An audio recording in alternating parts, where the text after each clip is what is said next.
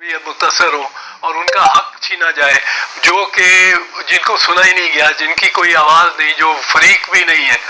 अब मिसाल के तौर पे निशान का लीजिए, निशान जब एक पार्टी का निकाल दिया जाता है तो सारी पार्टीज को एक तो पहला इफेक्ट होता है, और रोल करके किधर जाएंगे वोटर्स।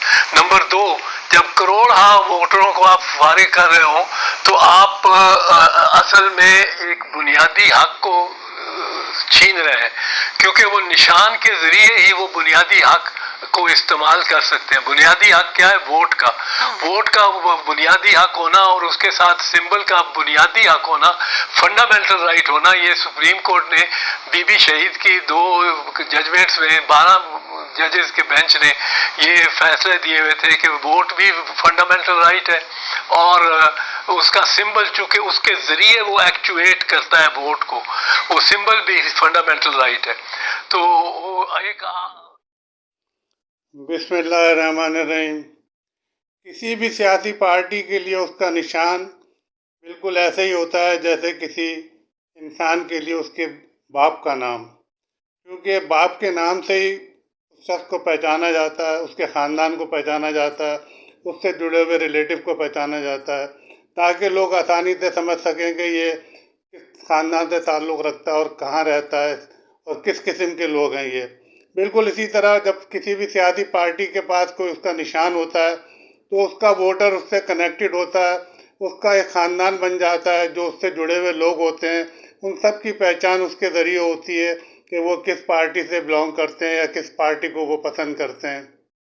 और वैसे भी जमहूरियत का बड़ा बुनियादी तकाज़ा यही होता है कि आप बिल्कुल दयानतदारी से अवाम की राय से हुकूमत को मुंतखब करें, क्योंकि जब आप अवाम की राय के साथ लोगों को मुंतखब करते हैं तो हर वक्त हुकूमत के पास क्राइसिस होते हैं, तो जो लोग अवाम की हिमायत से आते हैं तो अवाम उनके साथ कोऑपरेट करते हैं, उनके लिए सेक्रीफाइस करते हैं, जिसका नतीजा ये होता है कि हुकूमत को काम करना बहुत आसान हो जाता है। तो कोशिश हमेशा यही करना चाहिए, जो भी समझदार लोग हैं जिनके पास डिस्क्रिशनरी पावर होती है, उनको कभी कभी अपने पावर्स को हमेशा उस पैराए में इस्तेमाल करना चाहिए कि जिससे कोई भलाई का, किसी खैर का पहलू बरामद हो सके। क्योंकि आज हम जो भी फैसला कर रहे हैं कल तारीख में इसकी मिसालें दी जाएंगी और तारीख में इसको दर्ज कर दिया जाएगा। तो कोशिश यही करना चाहिए कि हम वो काम करें जिससे आवाम की फलाह बहबूद हो।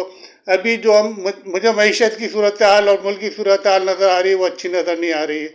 उसकी वजह यह है कि कोई भी सियासी इस्तेकाम जब तक नहीं आएगा तब तक ना मईशत संभलेगी ना मुल्क के हालात संभलेंगे, इन्वेस्टर का एतमाद बहाल नहीं होगा।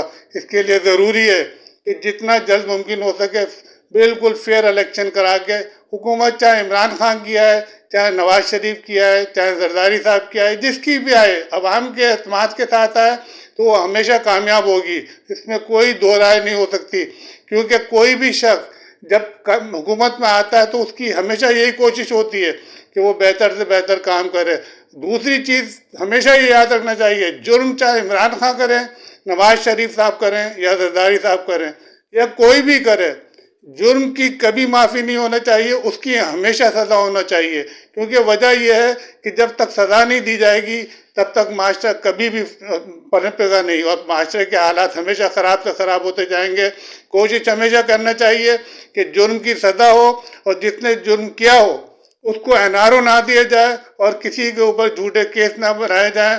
अल्लाह ताला हम सबको सही फैसले करने की तौफीक अता फरमाए। आमीन।